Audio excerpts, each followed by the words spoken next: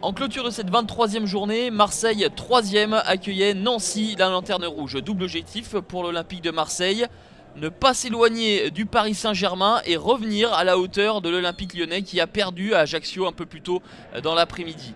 Il y a du Mistral dans les travées du Vélodrome, mais ce n'est pas une raison pour voir le tir d'André-Pierre Gignac fuir le cadre de Gregorini. Une réaction, et quelle réaction des Nancéens sur coup de pied arrêté avec ce ciseau de Paul Aloefulu, et qui, pour sauver sur sa ligne, eh bien oui, c'est André-Pierre Gignac qui a suppléé son gardien Steve Mandanda qui semblait battu sur ce coup-là. Du Mistral, on vous l'a dit, ce n'est pas forcément évident pour les défenseurs, et Sébastien Puy-Grenier ce trou. André-Pierre Gignac est à deux doigts d'en profiter et il faut une sortie autoritaire de Gregorini pour maintenir ce score à 0-0.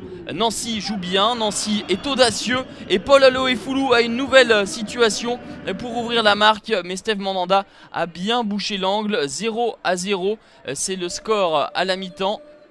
Nancy s'est présenté ce soir avec un dispositif avec 5 défenseurs. Pourtant, Nancy ne joue pas uniquement dans sa moitié de terrain, se procure une nouvelle fois une belle occasion et Paul Aloefulu ne trouve pas le cadre. Cette partie est de plus en plus débridée. André Ayew manque l'ouverture du score. Gregorini est vigilant. Et nous jouons la 60e minute de jeu.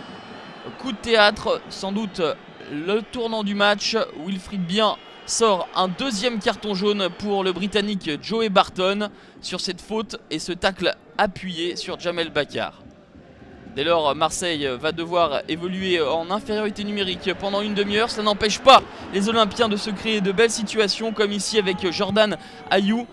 Jordan Ayew malheureux et André Ayew encore plus malheureux. 73e minute de jeu sur ce corner nancéen. Sané effleure le ballon et André Ayew propulse le ballon dans sa propre cage. L'Olympique de Marseille est mené 1-0.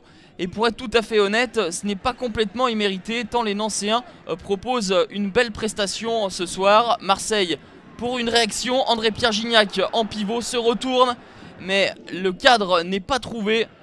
Au contraire, ce sera Nancy qui aura une balle de break avec Jeff Louis qui bute sur Steve Mandanda. Diawara tout proche de marquer contre son camp. Deuxième victoire d'affilée pour Patrick Gabriel et ses hommes, et surtout première victoire à l'extérieur de Nancy qui gagne une place. En revanche, Marseille décroche des places de tête.